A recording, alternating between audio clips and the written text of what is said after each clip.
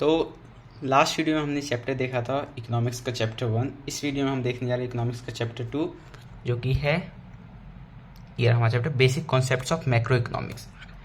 अब इस चैप्टर में बताओ तो मेनली 3 टॉपिक्स है। पहला तो टॉपिक जिसमें हमारा डोमेस्टिक टेरिटरी क्या है, फिर सिटीजनशिप, रेसिडेंटशिप और 1-2 और टॉपिक्स। तो एक हमारा क्लस्टर ऑफ टॉपिक ये है। सेकंड क्लस्टर ऑफ टॉपिक्स है जिसमें हम गुड्स के बारे में समझते हैं कि कंजम्पशन गुड्स क्या हैं, फाइनल गुड्स क्या हैं, इंटरमीडिएट गुड्स क्या हैं, अलग तरह के गुड्स हैं। और थर्ड हमारा क्लस्टर ऑफ टॉपिक्स आता है जिसमें हम न्यूमेरिकल वाले आते हैं। बहुत सिंपल न्यूमेरिकल्स हैं, इसमें कुछ मतलब डेरिवेशन अर्थमेटिक ऐसा कुछ नहीं है, बहुत सिंपल न्यूमेरिकल्स हैं। तो 3 है जिसमें से तीनों ही इक्वली इंपॉर्टेंट है, लेकिन ये टॉपिक कंपेरेटिवली समझाने में थोड़ा सा ज़्यादा, तीनों ही अंडरस्टैंडिंग है, रटना कुछ नहीं, लेकिन ये फिर भी थोड़ा बड़ा है। तो इन दो को एक वीडियो में समझाऊंगा मैं, जो कि इस वीडियो में इन 2 टॉपिक को मैं ट्राई करूंगा समझाने के बाद। मतलब ये 2 जो क्लस्टर ऑफ टॉपिक्स हैं, इनमें भी काफ़ी टॉपिक्स हैं, जैसे डोमेस्टिक टेरिटरी क्या होता है, रेसिडेंटशिप क्या होता है, सिटीजनशिप क्या होता है, और टाइप्स ऑफ गुड्स जो हैं ये अलग वीडियो में करेंगे। तो ऐसा नहीं है कि अगर पहले इस वीडियो को आप देख रहे हो जिसमें मैं गुड्स के बारे में बताऊंगा और ये दोनों पार्ट्स आपने नहीं देखे तो ये नहीं आएगा। तीनों टॉपिक अलग हैं, तो तीनों क्लस्टर ऑफ टॉपिक्स अलग हैं और तीनों को इंडिपेंडेंटली समझा जा सकता है। ये नहीं है कि ये 2 टॉपिक समझने के बाद ही ये वाली चीज़ें समझ में आएंगी, तो ऐसा नहीं है। लेकिन ठीक है, पहले इन 2 चीज़ों को समझा रहा हूँ तो ये बताता हूँ। सबसे पहले हम समझने जा रहे हैं कि डोमेस्टिक टेरिटरी क्या होता है। डोमेस्टिक टेरिटरी जिसको इकोनॉमिक टेरिटरी भी कहते हैं, याद रखना है। डोमेस्टिक टेरिटरी में कुछ भी चीज़ जो पॉलिटिकल फ्रंटियर के अंदर आता है। पॉलिटिकल फ्रंटियर क्या, जैसे इंडिया है तो इंडिया का अगर ये मैप है, मान लो ऐसे करके ये इंडिया का मैप बनाते हैं ना, कुछ ये मान लो ये इंडिया हो, या फिर इधर ये ऐसा पाकिस्तान, ये इंडिया, तो ये इंडिया का डोमेस्टिक टेरिटरी। यहाँ पे ये पाकिस्तान है मान लो, तो ये पाकिस्तान का इतना डोमेस्टिक टेरिटरी है, ये पूरा इंडिया का है। तो कुछ भी चीज़ जो इंडिया की, सॉरी डोमेस्टिक टेरिटरी का, हाँ डोमेस्टिक टेरिटरी भी कह सकते हैं, जिसको इकोनॉमिक टेरिटरी भी कह सकते हैं, और इसी चीज़ को पॉलिटिकल फ्रंटियर भी कहते हैं। पॉलिटिकल फ्रंटियर मतलब इंडिया के मैप के अंदर जो भी ज़मीन है, जो भी चीज़ें हैं, वो सब प्लस शिप्स एंड एयरक्राफ्ट्स। अच्छा, पहले तो सारी चीज़ें जो पॉलिटिकल फ्रंटियर जो कि इंडिया में ही है वो तो होंगी ही हमारे डोमेस्टिक टेरिटरी के अंदर। इसके अलावा भी प्लस 3 और ऐसी चीज़ें हैं जो हमारे पॉलिटिकल फ्रंटियर के अंदर नहीं है, लेकिन उसको भी हम इंक्लूड करते हैं। वो 3 चीज़ क्या है यहाँ समझाता हूँ। सबसे पहले in addition to political frontier, यहाँ ना दिख रहा हो, बुक में देखना, कोई दिक्कत नहीं। In addition to political frontier मतलब जो भी पॉलिटिकल फ्रंटियर में है वो तो होना ही है, उसके एडिशन में भी 3 चीज़ और है। पहला ships and aircraft on and operate. चलो पहले मैं समझा देता हूँ। शिप और एयरक्राफ्ट जो कि इंडियन कंपनी है, लेकिन किसी और कंट्री में जाकर ऑपरेट कर रहे हैं, जैसे एयर इंडिया है, इंडिगो है, ये सारे हमारे एयरक्राफ्ट हैं। शिप्स में भी मान लो कोई जहाज़ है, इंडिया का जहाज़ है, लेकिन ये दूसरे कंट्री में, जैसे एयर इंडिया का फ्लाइट है, वो इंडिया में ना उड़ के जापान और रशिया के बीच में उड़ता है। जापान से रशिया जाता है, रशिया से जापान आता है, लेकिन है वो एयर इंडिया का फ्लाइट, या फिर इंडिगो का फ्लाइट, या फिर विस्तारा का फ्लाइट। वैसे ही कोई जहाज़ है जो इंडिया का जहाज़ है, लेकिन वो पैसिफिक ओशन हो गया, अटलांटिक ओशन हो गया, उसमें चलता है, लेकिन फिर भी वो हमारे पॉलिटिकल लेकिन फिर भी वो हमारे डोमेस्टिक टेरिटरी के अंदर इंक्लूड किया जाएगा, क्योंकि ये वन ऑफ द 3 एक्सेप्शन है। पॉलिटिकल फ्रंटियर आएगा, उसके साथ साथ shift and aircraft operating in different countries. First point read करना, या तो ये रीड करूँ तो मैं जो नोट्स दिए हैं वो रीड करो, लिखा होगा उसमें। फर्स्ट पॉइंट रीड करना, यही जो मैंने बोला है समझाया वही है। सेकेंड चीज़, जैसे शिप्स और एयरक्राफ्ट है, वैसे फिशिंग वेसल्स होते हैं, रिग्स होते हैं, ऑयल कंटेनर्स होते हैं। फिशिंग वेसल जो बहुत बड़े बड़े कंटेनर वाले जहाज नहीं होते जिसमें मछलियाँ ले जाते हैं, या फिर रिग्स मतलब ऑयल कंटेनर जो तेल वगैरह होता है, पेट्रोलियम, क्रूड ऑयल वगैरह। ऐसी शिप्स, ऐसे क्रूड ऑयल वाले कंटेनर्स, जहाज, या फिर ऐसे फिशिंग वेसल्स जो इंडिया के हैं लेकिन किसी और जगह ऑपरेट हो रहे हैं। मतलब इंडिया के हैं लेकिन वो ऐसे नहीं कि गंगा यमुना में चल रहे हैं, वो चल रहे हैं पैसिफिक ओशन में, वो चल रहे हैं अटलांटिक ओशन में, या फिर जो इंडियन के पॉलिटिकल फ्रंटियर उसके बाहर कहीं तैर रहे हैं, चल रहे हैं, लेकिन फिर भी वो आएगा इंडिया के डोमेस्टिक टेरिटरी में ही, क्योंकि ये भी वन ऑफ द 3 एक्सेप्शंस में से है। पहले तो शिप और एयरक्राफ्ट कहीं भी चल रहा हो, अगर वो इंडिया का है तो इंडिया के डोमेस्टिक टेरिटरी में। वैसे ही fishing vessels, rigs, oil containers कहीं भी चल रहा हो, अगर वो है इंडिया का तो इंडिया के डोमेस्टिक टेरिटरी में। और तीसरा है एम्बेसीज और कंसुलेट्स। एम्बेसी कंसुलेट दोनों एक ही तरीके से समझ लो, इसका डिफरेंस जानने की जरूरत नहीं। मैं बस इतना बता देता हूँ कि मान लो मैं यूएसए में रहता हूँ, अब यूएसए में रहता हूँ, लेकिन मैं वैसे तो इंडियन हूँ। मैं माइग्रेट करके, जैसे होता है ना कि भाई मेरे पापा हैं वो तो फॉरेन में रहते हैं, वहाँ काम करते हैं, तो मैं हूँ यूएसए में रहता हूँ। अब यूएसए में अगर मेरे को कुछ दिक्कत आता है कि मेरे को इंडिया जाना है, मेरे को वीज़ा नहीं मिल रहा, मेरे को पासपोर्ट नहीं बना के दे रहे, मेरा वीज़ा जब्त कर लिया, फिर कुछ ऐसी प्रॉब्लम आ रही है, तो मैं वहाँ कहाँ जाऊँगा? वहाँ तो मेरे लिए सारे ये फॉरेनर्स ही हैं, शायद ये हेल्प करे या ना करे। तो हर कंट्री अपना एम्बेसी बोलो या फिर कंसुलेट बोलो, ऐसे दोनों अलग होते हैं लेकिन एक ही समझो, एम्बेसी कंसुलेट ऑफिस अपना दूसरे कंट्रीज में खोल के रखते हैं। जैसे इंडिया की एम्बेसी यूएसए में भी है, यूके में भी है, इसराइल में भी है, रशिया में भी है, ऑलमोस्ट सारी कंट्रीज में होती है कि उस कंट्री में अगर कोई इंडिया का बंदा है तो वो इंडिया के ही एम्बेसी में जाए। जैसे ये यूएसए है तो इसके छोटे से जगह में इंडिया ने अपना एम्बेसी खोल के रखा है। ये है यूएसए का ज़मीन, लेकिन इंडिया ने यहाँ पे अपना एक एम्बेसी खोल के रखा है कि पूरे यूएसए में अगर कहीं भी कोई इंडियन आदमी रह रहा है, भारतीय नागरिक रह रहा है और उसको कुछ ऐसी समस्या आ रही है तो वो यहाँ अपने इंडियन एम्बेसी में आएगा और यहाँ पे उसको हेल्प किया जाएगा। वैसे ही बाकी कंट्रीज़ के भी एम्बेसी इंडिया में है, क्योंकि इंडिया में भी हो सकता है कोई यूएसए का बंदा हो। अब बोलोगे इंडिया में कोई क्यों रहने आएगा? अरे घूमने तो आते हैं ना फॉरेनर्स। घूमने के टाइम में मान लो उसके कुछ वीज़ा पासपोर्ट में दिक्कत आ गया या फिर किसी तरीके से कुछ भी दिक्कत आए तो वो कहाँ जाएगा? वो जिस कंट्री से आया है अपनी कंट्री के एम्बेसी में जाएगा। और बता दूं, इंडिया के जो एम्बेसी, इंडिया में जो बाकी कंट्रीज़ के एम्बेसी हैं या फिर कंसुलेट्स हैं वो न्यू दिल्ली में हैं। ठीक है, तो आई होप ये क्या है समझ में आ गया। ठीक है, एक बार और क्लियर कर देता हूँ कि मान लो कोई यूएसए वाला है, इंडिया घूमने आया, ठीक है, ये हमारे इंडिया में घूमने आया, अब उसको कुछ दिक्कत आएगा तो वो कहाँ जाएगा? वो जाएगा यूएसए ने भी अपना एम्बेसी इंडिया में यहाँ पे बना रखा होगा दिल्ली में, तो वहाँ पे जाएगा, ये यूएसए का एम्बेसी है, ये उसको हेल्प करेंगे।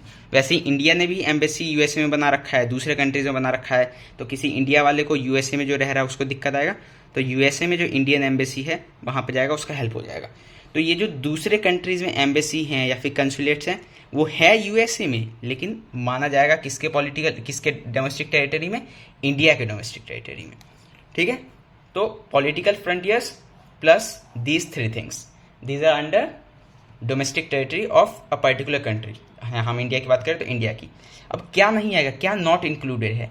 तो जैसे शिप्स और एयरक्राफ्ट, इंडिया का कोई शिप और एयरक्राफ्ट रशिया और जापान के बीच में ऑपरेट कर रहा है लेकिन वो इंडिया का डोमेस्टिक टेरिटरी है ना। वैसे ही एमिरेट्स है, दुबई का प्लेन है, वो इंडिया और रशिया के बीच में ऑपरेट कर रहा है, तो मैं ये नहीं बोलूँगा यार ये तो इंडिया और रशिया के बीच में ऑपरेट कर रहा है, मतलब इंडिया भी इंक्लूडेड है तो ये इंडिया का हो जाएगा। नहीं, एयर एमिरेट्स अगर दुबई का है तो वो दुबई का ही रहेगा।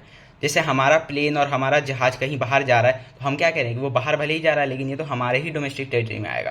वैसे बाहर वाला कोई अगर हमारे यहाँ ऑपरेट कर रहा है तो वो हमारे यहाँ का नहीं हो जाएगा, वो बाहर वाले का ही रहेगा। सेम फिशिंग वेसल और रिग्स, अगर कोई फिशिंग वेसल किसी दूसरे कंट्री का हमारे यहाँ आके चल रहा है, ट्रेड कर रहा है, तो वो हमारा नहीं बन जाएगा, वो उसका ही रहेगा। और सेम एम्बेसी और कंसुलेट जो मैंने यहाँ बताया कि यूएसए वाले ने अपना एम्बेसी यहाँ खोल रखा होगा, रशिया वाले ने अपना एम्बेसी यहाँ पे खोल रखा होगा, लेकिन ये एम्बेसी हमारा नहीं होगा। जैसे ये एम्बेसी यूएसए में होने के बाद भी इंडियन एम्बेसी है तो इंडिया का ना, लेकिन ये ज़मीन तो यूएसए की है लेकिन ये इंडिया का है, क्योंकि मैंने बोला कि एम्बेसी और कंसुलेट किसी दूसरी कंट्री में भी होगा वो उसी का ही जिस कंट्री का एम्बेसी है। तो वैसे यूएसए वाले ने यहाँ खोल रखा है तो ये इंडिया की ज़मीन में है तो इंडिया का नहीं हो जाएगा, ये रहेगा यूएसए का ही। तो ये चीज़ ध्यान रखना है। तीसरी चीज़ एक और, कोई भी ऐसा इंटरनेशनल ऑर्गेनाइजेशन है जैसे यूएन की बिल्डिंग है, अगर वो इंडिया में है तो इंडिया का नहीं हो जाएगा। ठीक है, देखो इसका मैं एक बार कंफर्म कर लेता हूँ रीड करके। हाँ, domestic territory does not include, क्या इंक्लूड नहीं करता है, इसमें बहुत क्लियरली लिखा है। Embassy, consulate and military establishment भी फॉरेन कंट्री का। मिलिट्री एस्टेब्लिशमेंट जैसे इंडिया ने बोला कि भाई रशिया में हमें थोड़ा सा दिक्कत हो रहा है तो वहाँ पे हमें छोटा सा ज़मीन दे दो जहाँ पे हम अपना मिलिट्री एस्टेब्लिशमेंट कर लेंगे, मतलब वहाँ पे अपना कैंप वगैरह बना लेंगे, बंदूक वगैरह रखेंगे। तो भले ही उसने अपना छोटा सा एक ज़मीन दे दिया रशिया ने, लेकिन ये, हाँ, तो रशिया ने अपना छोटा सा ज़मीन दे दिया तो रशिया ने अपने, ये मान लो रशिया है तो रशिया ने अपने कंट्री के अंदर छोटा सा ज़मीन दिया है, लेकिन ज़मीन मैंने लिया ना और ये मिलिट्री एस्टेब्लिशमेंट है इंडिया का, तो ये अब रशिया का ना होकर इंडिया का हो जाएगा। वैसे ही रशिया वाला भी इंडिया में आके वो ज़मीन मांग सकता है, तो अगर उसने ले लिया और इंडिया ने दे दिया तो फिर वो रशिया का हो जाएगा। तो कोई सा भी एम्बेसी, कंसुलेट, मिलिट्री एस्टेब्लिशमेंट अगर फॉरेन कंट्री में है ना, हाँ, तो वो उसका ही एम्बेसी रहेगा। मतलब एम्बेसी, कंसुलेट, मिलिट्री एस्टेब्लिशमेंट जिस कंट्री का है उसी का रहेगा, भले ही वो कहीं भी हो। जैसे देखो, जापानी एम्बेसी इन इंडिया है इंडिया में, लेकिन ये वन ऑफ द 3 हमारे एक्सेप्शन में आता है ना, एम्बेसी कंसुलेट तीसरे एक्सेप्शन वाला। जापानीज एम्बेसी है इंडिया में है लेकिन एम्बेसी तो जापान की है ना, तो ये इंडिया के डोमेस्टिक टेरिटरी का पार्ट नहीं होगा। हाँ देखो, सॉरी मैं नॉट ही ढूंढ रहा था। अच्छा, in India is a part of domestic territory of Japan, ये इंडिया का नहीं होगा, जापान का हो जाएगा। ठीक है। दूसरा, international organisation like UNO, WHO located within the geographical boundary of a country. अगर मान लो कोई यूएन का बिल्डिंग है या फिर WHO का बिल्डिंग है, अगर वो इंडिया में किसी ने बोला, अगर पूरी वर्ल्ड रिकॉग्नाइज करती है कि ठीक है हम इसका बिल्डिंग जो है ना इंडिया में बना लेते हैं, तो इंडिया में अगर बना लिए तो इंडिया का नहीं हो जाएगा, वो रहेगा इंटरनेशनल बाउंड्री, मतलब इंटरनेशनल टेरिटरी बोलो, इंडिया की डोमेस्टिक टेरिटरी में उसको नहीं करेंगे। अब ये कुछ एग्जांपल है, 5 मैं करूँगा, 4 आप करोगे। An Indian company in London. अच्छा एक बात बताओ, इंडियन कंपनी है लंदन में, तो ये इंडिया के पॉलिटिकल फ्रंटियर में तो नहीं है, क्योंकि लोकेटेड वेयर इन लंदन, तो ये तो ज़मीन लंदन की हो गई, तो इंडिया की पॉलिटिकल फ्रंटियर में तो नहीं है। अगर इंडिया की पॉलिटिकल फ्रंटियर नहीं है तो मैं बस ये 3 चीज़ देखूंगा कि इन 3 में से कुछ है क्या, अगर नहीं है तो वो हमारे का है ही नहीं। अगर वो शिप एंड एयरक्राफ्ट है तो होगा हमारा, फिशिंग वेसल रिग्स होगा तो हमारा है, और एम्बेसी कंसुलेट होगा तो हमारा है। इंडियन कंपनी इन लंदन, ये तो कोई प्राइवेट कंपनी है, तो अगर वो लंदन में है तो लंदन का ही रहेगा, इंडिया का नहीं रहेगा। Microsoft office in India. अच्छा, माइक्रोसॉफ्ट है यूएसए का है, एक बंदा है उसका कंपनी है, मतलब उसने इसको, वो ओनर है इसका, लेकिन वो अगर इंडिया में है तो ये इंडियन डोमेस्टिक टेरिटरी के अंदर आएगा। Company in India owned by Japanese. India में एक कंपनी है जिसको ओन करता है जापानीज ओन करता है, कोई बात नहीं, लेकिन वो कंपनी तो इंडिया में है ना, तो ये आ जाएगा हमारे डोमेस्टिक टेरिटरी के अंदर। अच्छा, अब कौन सा नहीं है वो मैं आपको बताता हूँ। हाँ देखो, ये इंडियन एम्बेसी इन जापान है कहाँ, जापान में, लेकिन ये वन ऑफ द 3 एक्सेप्शन वाली चीज़ है, एम्बेसी आ गया। तो इंडियन एम्बेसी है ना, भले ही जापान में हो या भले ही रशिया में हो, भले ही चाइना में हो, ये इंडिया का डोमेस्टिक टेरिटरी है। वैसे एक और देखो, नौ बताता हूँ। Tata rented its building to Google in America. Tata rented its building, मतलब टाटा ने अपनी building rented its building to Google को दे दिया अमेरिका में। अच्छा, गूगल को दिया है और अमेरिका में ही दिया है और अपनी बिल्डिंग दिया है, तो टाटा कोई एम्बेसी या फिर कोई एयरक्राफ्ट या फिर कोई फिशिंग वेसल तो है नहीं। टाटा तो एक प्राइवेट कंपनी है, तो इन अमेरिका है, तो बस इन अमेरिका देखते ही बोल दूंगा कि not in Indian territory, sorry not in domestic territory of India. India के डोमेस्टिक टेरिटरी में है या नहीं है ये बताना है, तो ये तो नहीं है। तो ऐसे ही अब 9 के नहीं का मेरे को बताना खुद से आना चाहिए, रीज़न भी पता होना चाहिए। नेक्स्ट, अब नॉर्मल रेसिडेंट किसे कहते हैं, और नेक्स्ट हम इस टॉपिक को पढ़ने जा रहे हैं, यहीं से समझाता हूँ। Normal resident of a country refers to an individual और इंस्टीट्यूशन। पहले याद रखना है, ये एक इंडिविजुअल की भी बात हो सकती है और कोई इंस्टीट्यूशन की भी बात हो सकती है।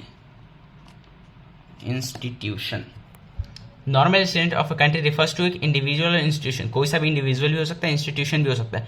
Who ordinarily resides in the country, ordinarily उस कंट्री में रहता भी हो, and who centre of economic interest lie in that country. 2 चीज़ याद रखना है। अगर मेरे को नॉर्मल रेसिडेंट का डेफिनेशन समझना है तो मेरे को 2 चीज़ याद रखना है। अच्छा, मैं पहला लेटर लिखूंगा, समझ जाना, बोल भी तो रहा हूँ। Originally reside in that country, originally reside in that country मतलब उस कंट्री में वो रहना भी चाहिए, और उसका सेंटर ऑफ इकोनॉमिक इंटरेस्ट वो भी उसी कंट्री में लाई करना चाहिए। अब सेंटर ऑफ इकोनॉमिक इंटरेस्ट मतलब उसी कंपनी में कमा भी रहा हो और उसी कंपनी में उस पैसे को खर्च करके खा भी रहा हो, ठीक है।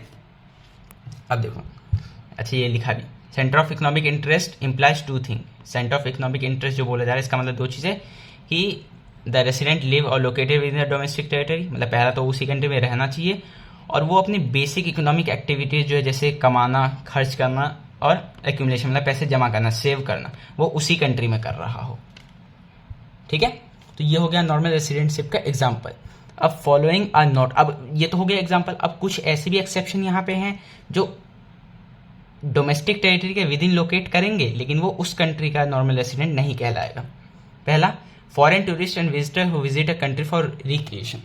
अब देखो, ये इंडिया है, यहाँ पे जापान से कोई घूमने आया, तो मैं क्या कहूँगा कि वो आदमी तो रिसाइड इन दैट कंट्री, 1 हफ्ते के लिए मान लो आया, मैं तो इसके, और 1 हफ्ते तक आया तो 1 हफ्ते में जो भी खाएगा पिएगा यहीं खाएगा पिएगा, तो मैं तो ये कह दूंगा कि वो तो देखो originally reside in that country, India में 1 हफ्ते के लिए रिसाइड भी किया, और उसका सेंटर ऑफ इकोनॉमिक मतलब कमाया भले ही नहीं लेकिन खाया तो, पैसे खर्च तो किया, तो ये तो इंडियन टेरिटरी हो गया। लेकिन नहीं, यहाँ पे एक छोटा सा क्या चाहता है मैं आपको बता दूंगा। वो क्या चाहिए है ना कि 1 साल का यहाँ पे आता है लिमिट, कि 1 साल से अगर ऊपर रह लिया ना, भले वो टूरिस्ट भी है, अगर 1 साल से ऊपर रह लिया तब उसको नॉर्मल रेसिडेंट बोल देंगे।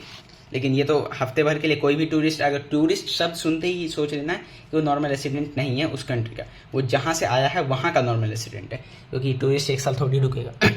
तो फॉरेन टूरिस्ट या visitor who visit a country for recreation या फिर हॉलीडे के लिए, वो नहीं है नॉर्मल रेसिडेंट। जैसे कोई जापानी अगर इंडिया में आया घूमने के लिए तो वो जापान का ही है, इंडिया का नहीं बोलूँगा उसको। या फिर फॉरेन स्टाफ और एम्बेसी, जैसे अभी एम्बेसी का एग्जाम्पल समझाया था कि इंडिया में यूएसए की एम्बेसी है, यूएसए ने बोला कि भाई जैसे तुम हमारे यहाँ बना रहे हो तो हम भी तुम्हारे यहाँ बनाएंगे। तो इंडिया में यूएसए ने अपना एम्बेसी खोल लिया। अब उस एम्बेसी में काम कौन करेंगे? यूएस वाले ही आके काम करेंगे। तो अब यूएस वाले जो आके यहाँ काम करने लग गए तो ये लोग अब सालों से यहाँ रह रहे हैं। तो अब मैं इसको ये नहीं बोलूँगा कि इसके अंदर जो लोग हैं वो इंडिया के नॉर्मल रेसिडेंट बन गए, ये रहेंगे अमेरिका के ही नॉर्मल रेसिडेंट। ठीक है, तो अगला एक्सेप्शन ये रहा, पहला फॉरेन टूरिस्ट, दूसरा फॉरेन स्टाफ ऑफ एम्बेसी या फिर डिप्लोमेट जो दूसरे कंट्री में रह रहे हैं, upon of a foreign country. ठीक है, इंटरनेशनल ऑर्गेनाइजेशन। अब तीसरा पॉइंट क्या है एक्सेप्शन में, कोई से भी इंटरनेशनल ऑर्गेनाइजेशन का employ are not considered as normal resident of the country in which they operate, they are treated normal resident of international area. मतलब मैंने क्या बोला कि पूरी दुनिया जो है वो मान जाती है कि ठीक है हम जो है इंडिया में अपना WHO खोल लेते हैं। तो यहाँ पे खोल लिया WHO। अब WHO में जो लोग काम कर रहे हैं, मान लो कुछ जापान के लोग काम कर रहे हैं, कुछ रशिया के लोग काम कर रहे हैं, लेकिन काम कहाँ कर रहे हैं? क्योंकि इंडिया में आके, क्योंकि वो जो WHO की ऑफिस है वो तो इंडिया में खुली है ना। तो अब मैं ये नहीं बोलूँगा कि वो जो अलग अलग देश से आके काम कर रहे हैं इंडिया में, क्योंकि ऑफिस इंडिया में है तो वो इंडिया के नॉर्मल रेसिडेंट हो गए। क्यों? क्योंकि it is one of the exception. International organisation like UNO, WHO, कोई सा भी इंटरनेशनल ऑर्गेनाइजेशन हो, अगर वो किसी कंट्री में खुला है भले ही, लेकिन उसमें जो काम करने वाले बंदे हैं वो उस कंट्री का ना होके इंटरनेशनल एरिया के रेसिडेंट कहलाएंगे। इस कंट्री का रेसिडेंट ये भी नहीं है। तो तीसरा ये था। और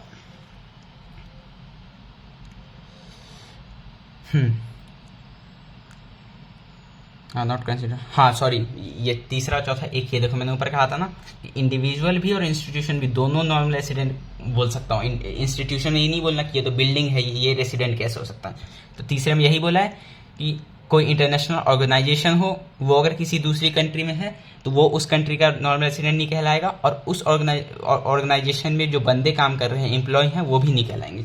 मतलब इंडिया में UNO का ऑफिस है या फिर WHO का ऑफिस है, तो ये ऑफिस भी इंडिया का नॉर्मल रेसिडेंट नहीं है। अब मन में ये कन्फ्यूजन मत रखना कि WHO या फिर UNO, हाँ WHO या फिर UNO, एक मिनट, सॉरी फॉर एक इनकन्वीनियंस। हाँ, तो WHO या फिर UNO का जो इंडिया में ऑफिस है, तो वो बिल्डिंग जो है, ये तो बिल्डिंग है, इसको हम नॉर्मल रेसिडेंट क्यों कह रहे हैं? यहाँ क्लियर वही तो बोल रहा हूँ कि इंडिविजुअल भी नॉर्मल रेसिडेंट कहलाएगा और इंस्टीट्यूशन भी नॉर्मल रेसिडेंट कहलाएगा।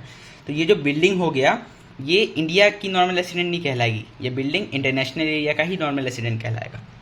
International organisation like UNO, WHO are not considered as normal resident of the country in which they operate.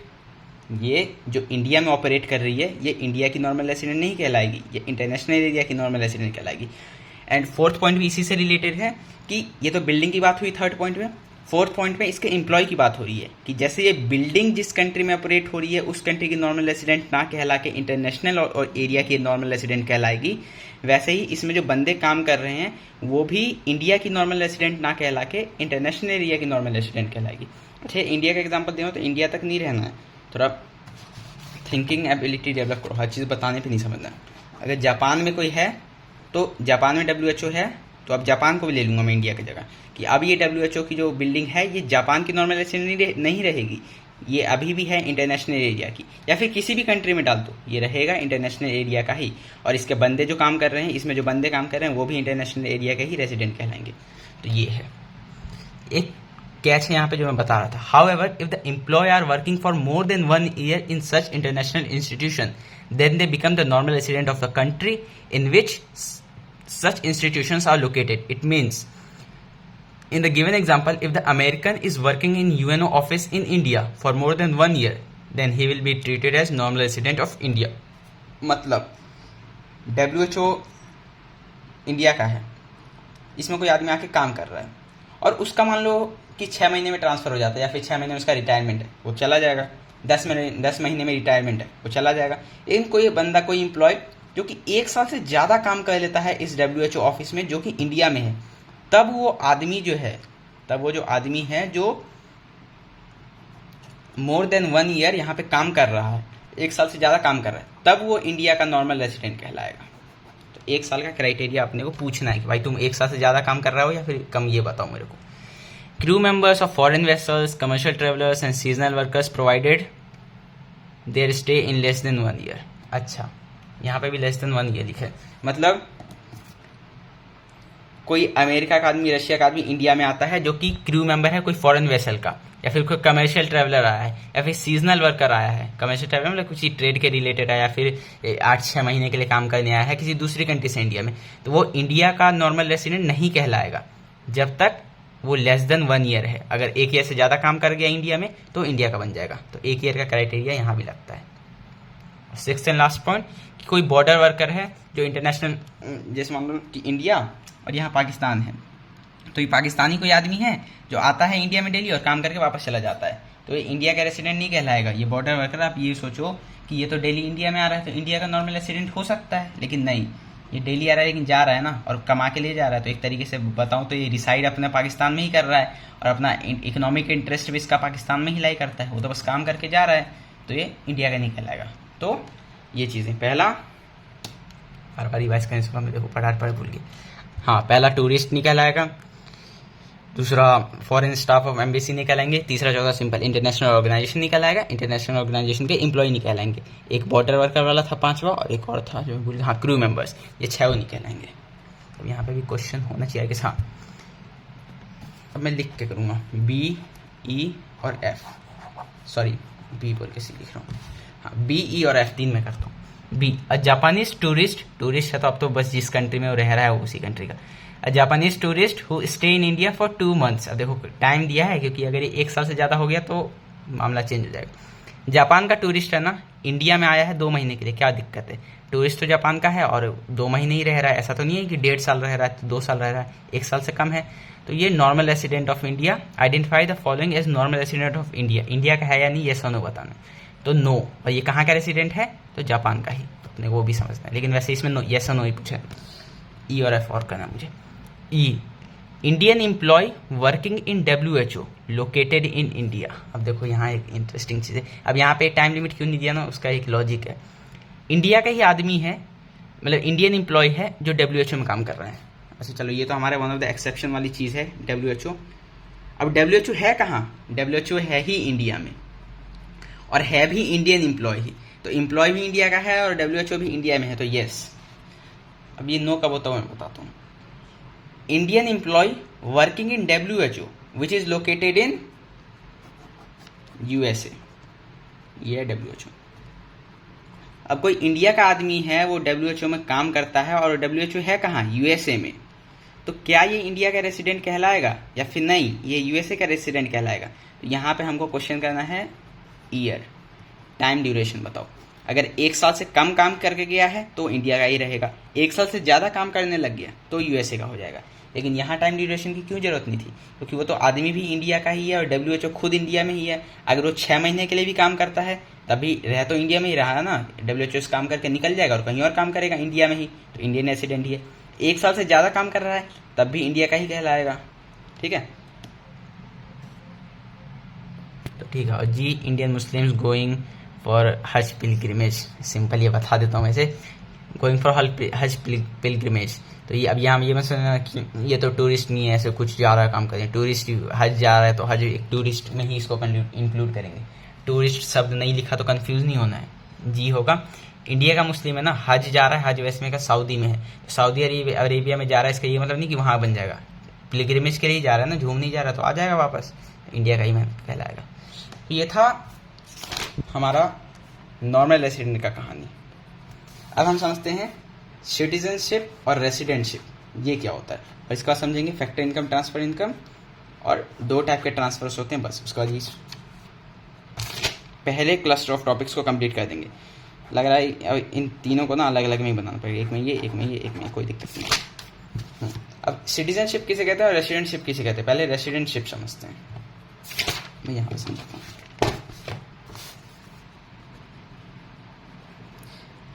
Resident समझ गए ना, कोई भी आदमी जो ऑर्डिनली किसी कंट्री में रिसाइड कर रहा हो, वहाँ पे रह रहा हो और उसके इकोनॉमिक इंटरेस्ट भी उसी में लाई करते हैं। जैसे मैं इंडिया का आदमी हूँ, इंडिया में रह भी रहा हूँ और आगे जाके एडल्ट हो जाऊंगा तो इंडिया में ही कमाऊंगा खाऊंगा, तो इंडिया का रेसिडेंट मैं कहलाऊंगा।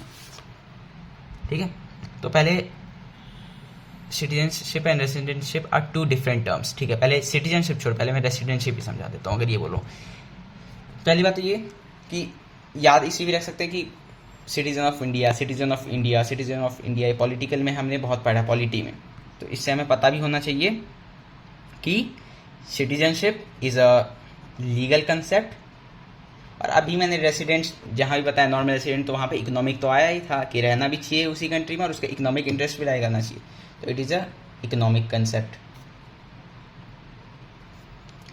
चलो पहले रेसिडेंटशिप समझा तो ज़्यादा ईजी रहेगा, बुक में दिया तो कुछ लॉजिक से दिया अपन।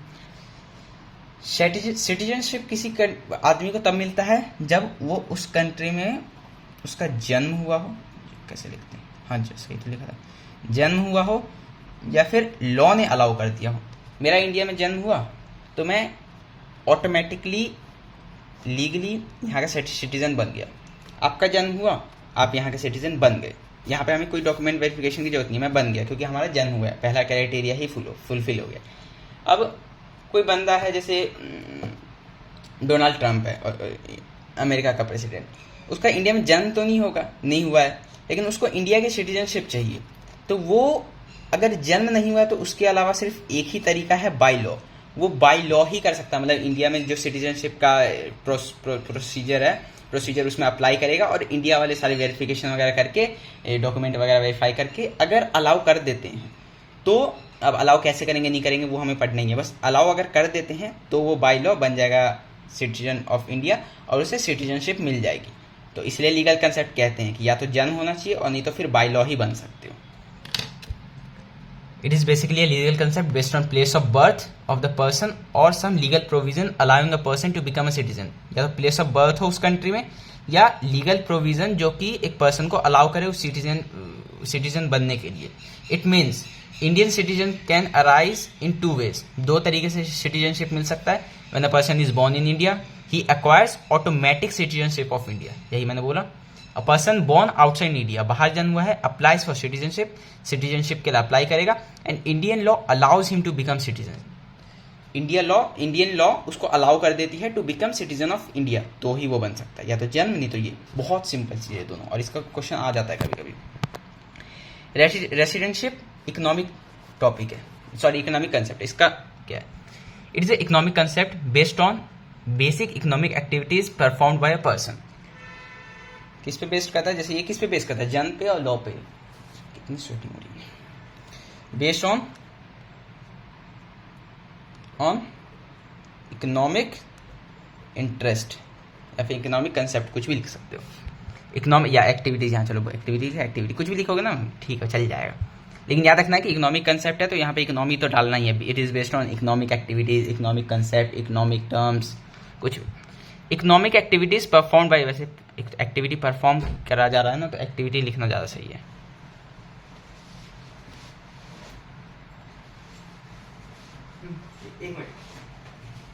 हाँ, तो रेसिडेंटशिप क्या है? ये एक इकोनॉमिक कंसेप्ट है और ये किस चीज़ पे बेस्ड करता है? Based on economic activities performed by a person. कोई भी पर्सन किस तरीके से इकोनॉमिक एक्टिविटी परफॉर्म करता है उस पर बेस्ड है ये, और ये इकोनॉमिक कंसेप्ट है। इसका और डिटेल में देखते हैं। Individual is a normal resident, जैसे सिटीजनशिप कैसे मिला था उसके क्राइटेरिया थे, तो रेसिडेंटशिप कैसे मिलेगा उसका भी क्राइटेरिया है।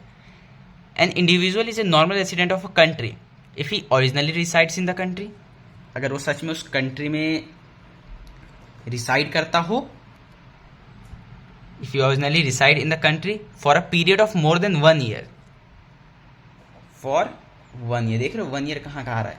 अच्छा 1 year आया भी क्यों, इसका भी लॉजिक समझ में आ गया तो बताओ, सोचो 2 मिनट पॉज करके, और नहीं आया तो अभी 2 मिनट बाद तो बताऊंगा मैं। हाँ, उस कंट्री में फॉर 1 ईयर से ज़्यादा रिसाइड कर रहा हो, एंड यहाँ तो ऑप्शन था कि भाई जन्म हो गया ना तब तुम ऑटोमेटिक बन जाओगे, और जन्म नहीं हुआ तो लॉ से करवा लो, या तो ये या तो ये। यहाँ पर ऑप्शन नहीं है, दोनों ही होना चाहिए। उस कंट्री में रहना भी चाहिए 1 साल से ज़्यादा, और उसका सेंटर ऑफ इकोनॉमिक इंटरेस्ट उस कंट्री में लाई भी करना चाहिए। ठीक है, दूसरा क्या है, centre of eco interest, economic interest. अब ये बहुत हद तक नॉर्मल रेसिडेंट, ये देखो इसे बहुत ईजी है, इको बहुत मज़ेदार है।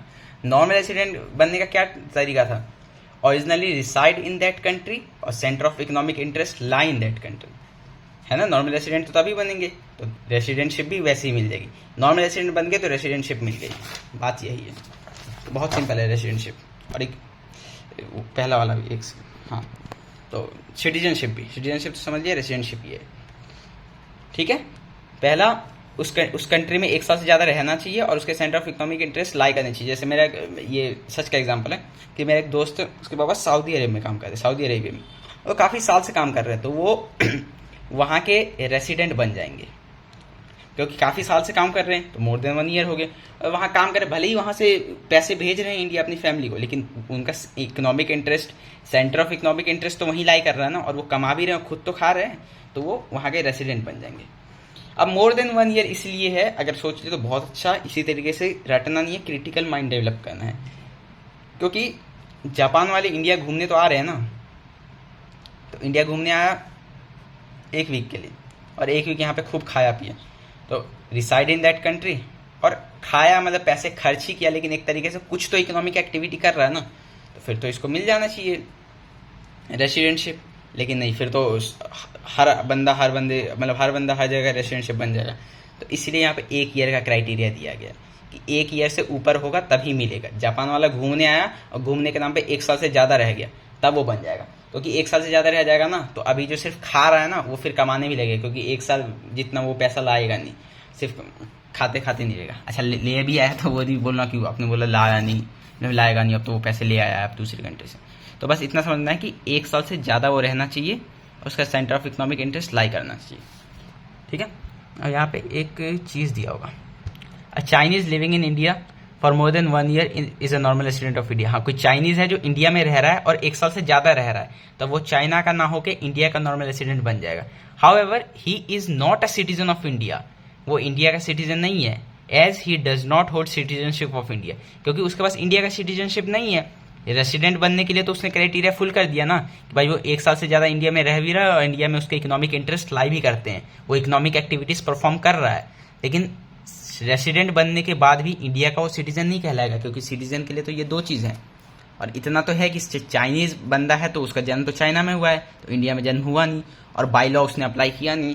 अब ऐसा थोड़ी है कि मेरे दोस्त के पापा जो सऊदी अरेबिया में गए थे उन्होंने अप्लाई कर दिया होगा, जरूरी नहीं है, वो इंडिया के सिटीजन रह के भी वहाँ कमाई कर सकते हैं, तो क्या दिक्कत है। तो इसलिए a person can be citizen of one country and at the same time a resident of another country.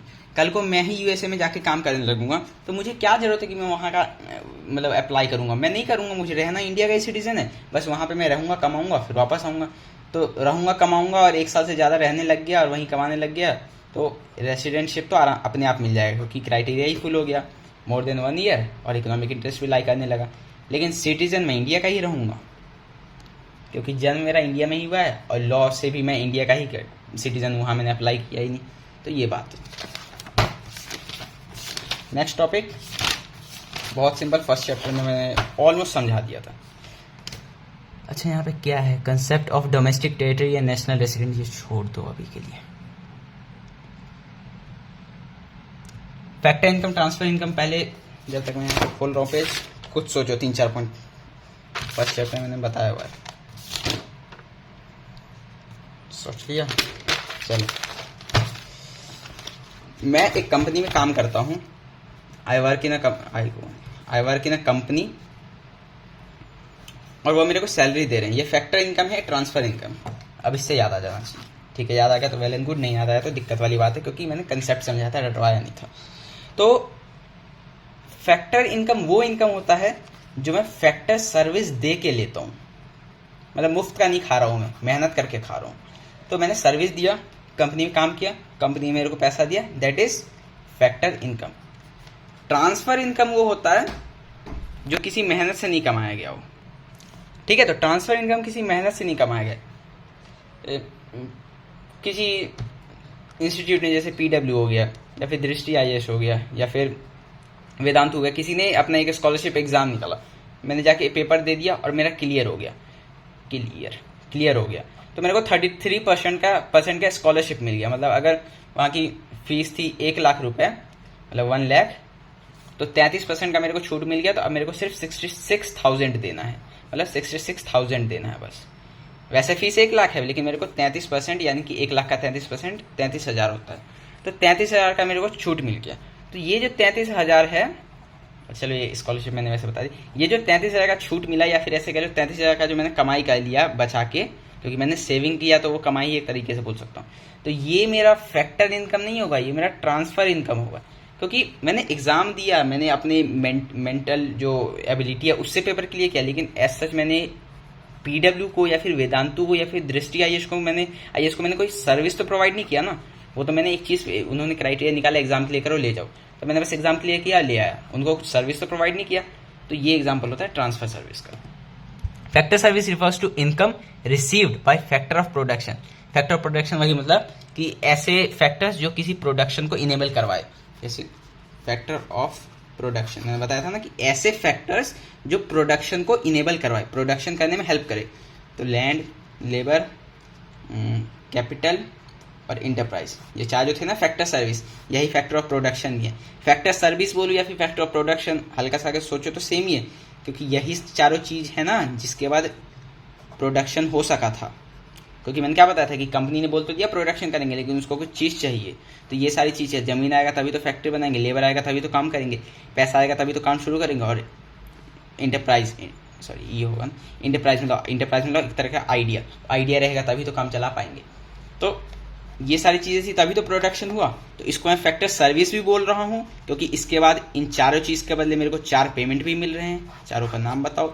और इसको मैं फैक्टर ऑफ प्रोडक्शन भी बोल सकता हूँ, क्योंकि यही तो वो फैक्टर्स है जिस प्रोडक्शन को इनेबल कराया। तो ठीक है,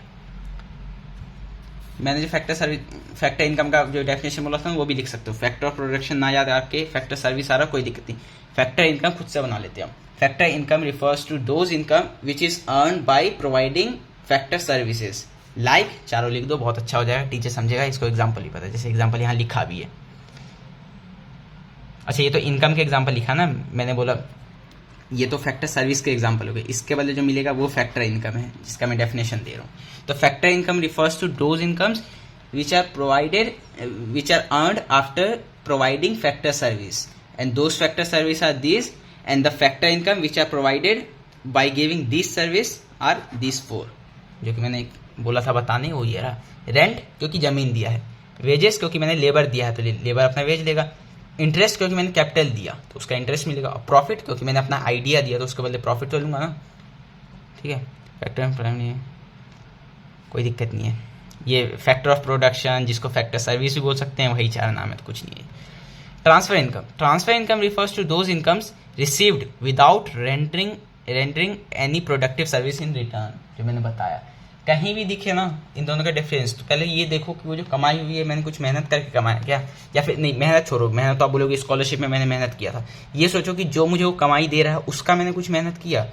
PW ने मेरे को स्कॉलरशिप दिया तो मैंने तो PW का एग्जाम दिया ना, PW को कोई सर्विस तो प्रोवाइड नहीं किया ना, इसलिए स्कॉलरशिप, ओल्ड एज पेंशन ये आते हैं फैक्टर ट्रांसफर सर्विस में। तो पेंशन क्या आता है, पेंशन भी देखो 60 साल के बाद मेरे को पेंशन मिलेगा। तो आप तो ये बोलोगे कि मैंने सरकारी नौकरी जब लिया होगा 23 के एज में, 24 के एज में, तो मैंने एग्जाम क्लियर करके लिया होगा, और सरकार ने ही बोला था कि अगर सरकारी नौकरी ले लेते हो तो 60 के बाद पेंशन देंगे हम आपको। तो ये तो चलो ठीक है, मैं एक तरह से हक का ही ले रहा हूँ, लेकिन पेंशन जब मैं ले रहा हूँ 60 के बाद 61, 62, 63 हर साल पेंशन लिए जा रहा हूँ हर महीने, तो उस समय तो सरकार को मैं कुछ हेल्प नहीं कर रहा हूँ ना, कोई सर्विस नहीं दे रहा हूँ, लेकिन फिर भी मेरे को मिल रहा है ना। तो ये इसलिए होता है ट्रांसफ़र। तो it is a unilateral concept, ये बायलैटरल कंसेप्ट है। अगर यहाँ है तो देखो इस यहाँ पे नहीं लिखा बायलैटरल कंसेप्ट, लेकिन इसको देख के मैं यहाँ बना लूँगा। यूनिलैटरल क्यों, क्योंकि वन साइडेड है, इनकम आए जा रहा है लेकिन कोई सर्विस प्रोवाइड नहीं कर रहा हूँ मैं, लेकिन यहाँ पे सर्विस प्रोवाइड भी किया जा रहा है। It is not included in national income, याद रखना है, इसको नेशनल इनकम में इंक्लूड करेंगे क्योंकि मेहनत करके कमाया गया पैसा है, तो अपने नेशनल इनकम में दिखाऊंगा मैं। ट्रांसफर इनकम को नहीं इंक्लूड करेंगे क्योंकि it does not reflect any production of good and services, क्योंकि मैं कोई सर्विस दे ही नहीं रहा हूँ तो उससे प्रोडक्शन हो ही नहीं रहा है, तो सिर्फ इनकम को नहीं दिखाना मेरे को। इट कैन बी रिसीव्ड इधर with domestic territory of a country और फ्रॉम अब्रॉड। ये डोमेस्टिक टेरिटरी से भी आ सकता है, जैसे स्कॉलरशिप हो गया या फिर पेंशन है, तो ये तो हमारी डोमेस्टिक गवर्नमेंट ही दे रही है ना। और अब्रॉड से भी आ सकता है, मान लो इंडिया में बाढ़ आ गया तो यूएसए वाले कहेंगे ठीक है हम मदद करें, जैसे इंडिया करती है बांग्लादेश को करती है, फिर कभी पाकिस्तान करती है, तो ऐसे होता है ना कि दूसरे कंट्री को मदद कर देते हैं, श्रीलंका को करती है, तो वैसे ही दूसरे कंट्री वाले मदद करते हैं। तो वो भी मदद जो मैंने की, आप यही सोचो कि मदद करने पे जो मेरे को पैसा आया, इसके बदले क्या मैंने उसको कुछ सर्विस प्रोवाइड किया? अरे उसने तो बाढ़ आया मेरे यहाँ तो यूएसए वाले ने दया खा के पैसे दे दिया, मैंने कुछ उसका काम थोड़ी किया है, तो ये ट्रांसफर में आएगा। Example old age pension, scholarship, unemployment allowance, जो सरकार दे दी है कि भाई हम तुम्हें रोजगार नहीं दे पाए तो उसके बदले कुछ पैसे ले लो, तो पैसे तो दे दिए लेकिन काम करके पैसे नहीं लिया ना उस आदमी ने। और पॉकेट मनी, जो बच्चों को पॉकेट मनी मिलती है वो भी है, यही है कि पॉकेट मनी तो मिल गई लेकिन कुछ काम करके थोड़ी पॉकेट मनी लिया है, तो ट्रांसफर में। अब टैक्स जो गवर्नमेंट रिसीव करती है, transfer income of government as they are received without, हाँ टैक्स का भी समझाता हूँ। जो सरकार टैक्स ले रही है ये ट्रांसफर इनकम है, क्योंकि वही मैंने कंसेप्ट बताया ना कि देखो कि ये जो पैसे देने वाला है उसका आपने कुछ काम किया। पैसे देने वाला कौन है? पर्सन, सिटीजन, मतलब जो आदमी है वो पैसे दे रही है, तो सरकार ने उसका कुछ काम किया क्या? अब ये बोलोगे कि हाँ टैक्स का काम तो करते हैं, रोड बनाते, वो तो चलो ठीक है, लेकिन एस सच की मैंने इस महीने 60,000 टैक्स भरा है, सॉरी 60 के टैक्स भरा, तो सरकार की हाँ तुम मुझे 60,000 पैसे दो, मैं तुम्हें 60,000 का काम देता हूँ, ऐसा तो नहीं होता ना। तो ये बात है तो इसलिए टैक्स भी इसमें आता है। अब ट्रांसफर, जैसे मैंने बोला था कि इसके बाद एक छोटा सा टॉपिक है, दो तरह के ट्रांसफर, जैसे फैक्टर इनकम और ट्रांसफर इनकम। तो अब इस ट्रांसफर इनकम में जो ट्रांसफर चीज है, ये दो तरह के ट्रांसफर हो सकता है, ये बहुत अच्छे से समझा दूंगा मैं बच्चों। एक ट्रांसफर होता है कैपिटल ट्रांसफर और एक होता है करेंट ट्रांसफर। कैपिटल ट्रांसफर दोनों है ही ट्रांसफर, तो यहाँ पे सर्विस तो आएगा ही नहीं, क्योंकि जहां सर्विस आ गया वो तो फैक्टर इनकम हो जाएगा, है ना, वो मतलब फैक्टर हो जाएगा, वो ट्रांसफर वाली चीज नहीं रहेगी। तो दोनों है तो ट्रांसफर ही, बिना मेहनत के ही कमाई हो रही है, लेकिन एक ट्रांसफर होता है कैपिटल और एक होता है करेंट। कैपिटल ट्रांसफर वो होता है जो मैं कोई अपने वेल्थ में से दे रहा हो, और करेंट ट्रांसफर वो हो जो अपने इनकम में से दे रहा हो। अब इनकम और वेल्थ का डेफिनेशन समझो।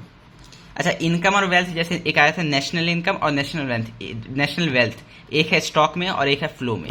ये कौन सा केस में, देखो एक मिनट, हाँ तो वीडियो बड़ा ना हो इसलिए मैंने ये अभी पॉज ही किया था, खुद सोचने के लिए कि मैं भी देखूं कि मैंने जो कंसेप्ट से याद किया वो सही है कि नहीं।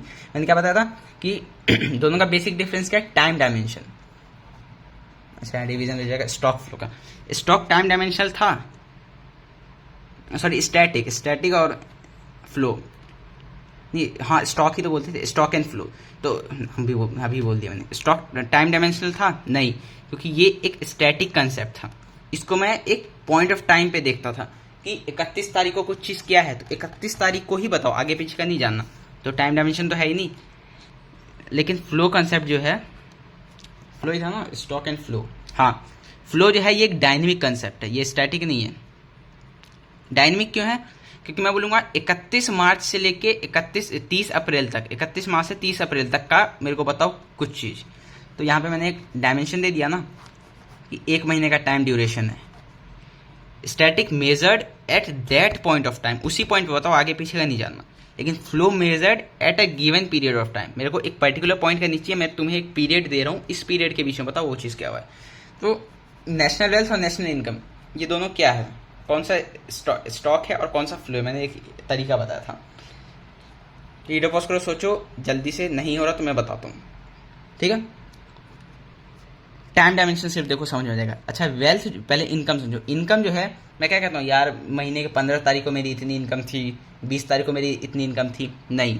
इनकम तो मैं ये कहता हूँ ना कि भाई तुम्हारी इनकम कितनी है, और इनकम अगर मैं जैसे पूछ रहा हूँ, वो बोलेगा मेरी इनकम 20,000 है, मतलब उसके महीने की इनकम 20,000 है। ये समझो, इस तरीके से याद करो कि उसका जो बॉस है वो महीने में 20,000 दे रहा है, मतलब 1 तारीख से लेकर 30 तारीख तक, 1 तारीख से 30 तारीख तक की कमाई है वो 20,000 है। मतलब ये तो टाइम ड्यूरेशन हो गया ना कि 1 से लेकर 30 तक की उसकी कितनी कमाई है, तो 20,000।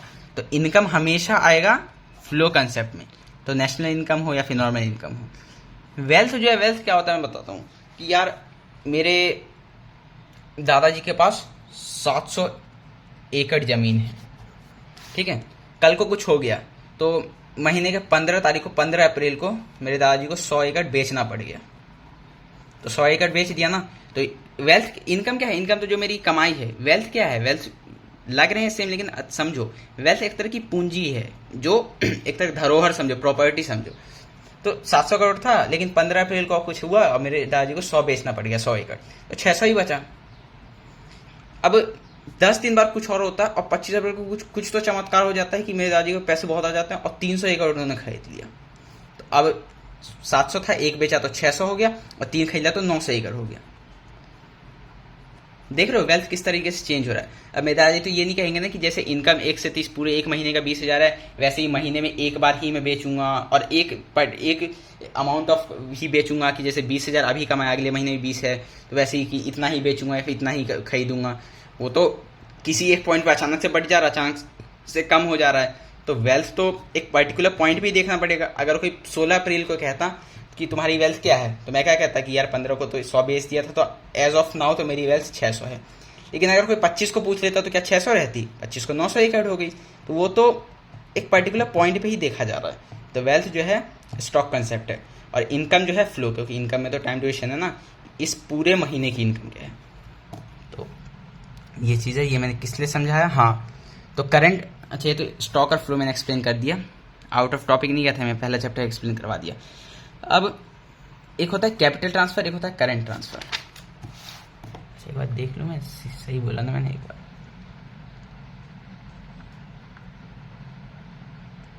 ऐसे ये आ गया मेरे को। एक बार रियल फ्लो, मनी फ्लो क्या होता है बताना मुझे।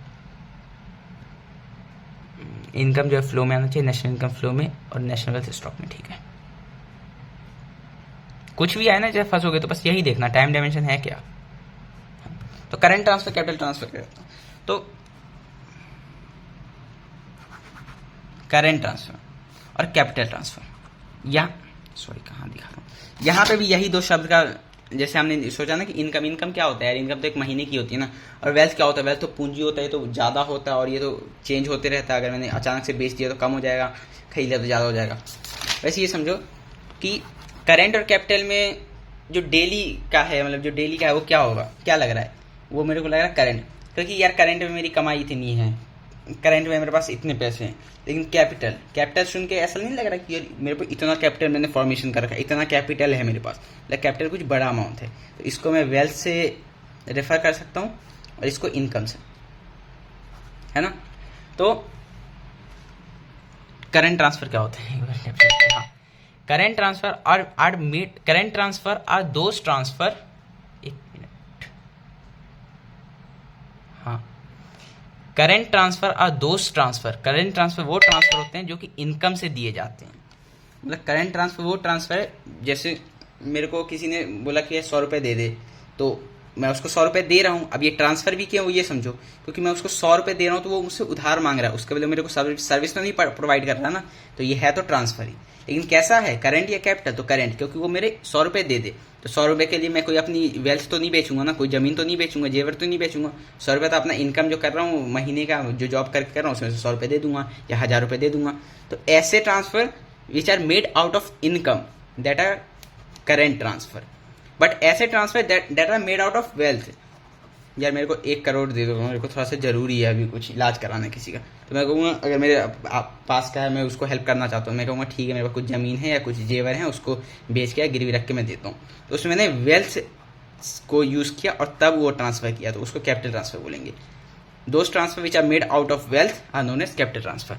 Current transfer made out of income, capital transfer made out of wealth. इतना याद रखो, ज़्यादा जरूरी है नहीं ये डेफिनेशन। बाकी देख लो, current transfer generally regular in nature, current regular है क्योंकि यार 100-200 रुपये तो समझो कि दोस्त हमेशा मांगते रहते हैं, ऐसे याद कर लो, तो ये तो होते रहते हैं डेली। लेकिन कैपिटल ट्रांसफर इरेगुलर है, क्योंकि ऐसा तो नहीं है ना कि किसी को 1 करोड़ 10 लाख की डेली जरूरत पड़ रही है, तो कैपिटल ट्रांसफर इरेगुलर है। Current transfer mean for consumption purpose, current transfer consumption purpose के लिए होता है, क्योंकि कोई 100-200 रुपये मांग रहा है, 1000-2000, तो उसको कुछ ऐसा होगा कि कुछ कंज्यूम करना है, कुछ अपना काम करना है, इसीलिए कर रहा है। लेकिन कैपिटल ट्रांसफर कैपिटल फॉर्मेशन के लिए होता है। अगर कोई ज़्यादा बड़ा पैसा मांग रहा है तो वो अपना कुछ कैपिटल फॉर्मेशन कर रहा है, वो कंजम्पशन के लिए नहीं मांग रहा है। एग्जाम्पल, पेंशन हो गया, गिफ्ट हो गया, अनएम्प्लॉयमेंट अलाउंस हो गया, ये करंट में होता है।